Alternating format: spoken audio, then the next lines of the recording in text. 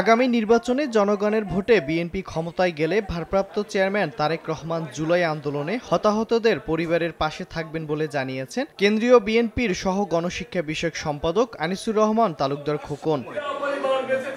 আওয়ামী লীগ সরকার আমলে বিএনপির অসংখ্য নেতাকর্মীদের গুম খুনের শিকার হয়েছেন। সেই গুমের তালিকায় ছিলেন কেন্দ্রীয় বিএনপি নেতা আনিসুর রহমান তালুকদার খোকনও। শনিবার দুপুরে মাদারীপুরের ডাসার উপজেলা বিএনপি আয়োজিত জুলাই আন্দোলনে নিহত শহীদদের স্মরণে ও আহতদের দ্রুত সুস্থতা কামনায় দোয়া মাহফিল অনুষ্ঠানে প্রধান অতিথির বক্তব্যে তিনি একথা বলেন। যদি কোনো সময় ভালো একটি নির্বাচন হয়, আগামী দিনে ভালো একটি সরকার আসে এবং বাংলাদেশের মানুষ যদি বিএনপিকে ভোট দেয়, বিএনপি যদি ক্ষমতা আসে, জনাব তারেক রহমান আপনাদের পাশে থাকবে, এই প্রতিশ্রুতি আমি আপনাদেরকে দিলাম।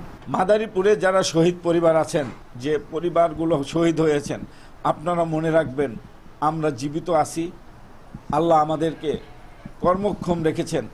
আজকে আমি নাও থাকতে পারতাম, আমি গুম ছিলাম, আমার সন্তানরাও হয়তো আমার ছবি নিয়ে আজকে রাস্তায় দাঁড়াতে হতো। জুলাই আন্দোলনে যারা শহীদ হয়েছে তাদের প্রত্যেক পরিবার দেশের সম্পদ। স্বৈরাচার হাসিনা সরকারের পতনে জুলাই যোদ্ধারা যে ভূমিকা দেখিয়েছে, তারা শ্রেষ্ঠ সন্তান হিসেবে সারা জীবন সবার হৃদয়ে থাকবে বলে জানান আনিসুর রহমান তালুকদার খোকন। আজকে শহীদ সিফাত, দীপ্ত, নাজমুল যারা আজকে নাই, তারা কিন্তু আকাশের তারা হয়ে আছে, তারা কিন্তু শহীদই মরণ হয়েছে তাদের। আপনাদের সান্ত্বনা কিন্তু একটাই, তারা দেশের জন্য করে গেছেন। তারা শ্রেষ্ঠ সন্তান হিসেবে আমাদের কাছে থাকবে।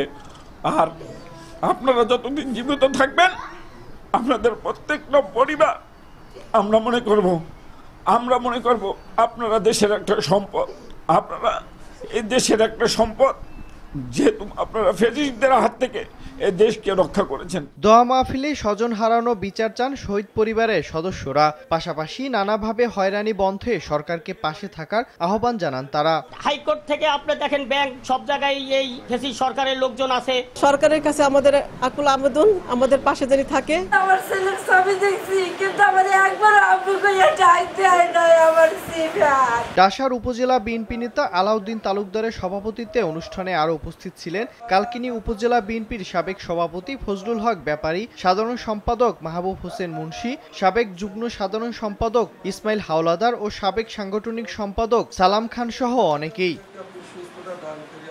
সময় সংবাদ, মাদারীপুর।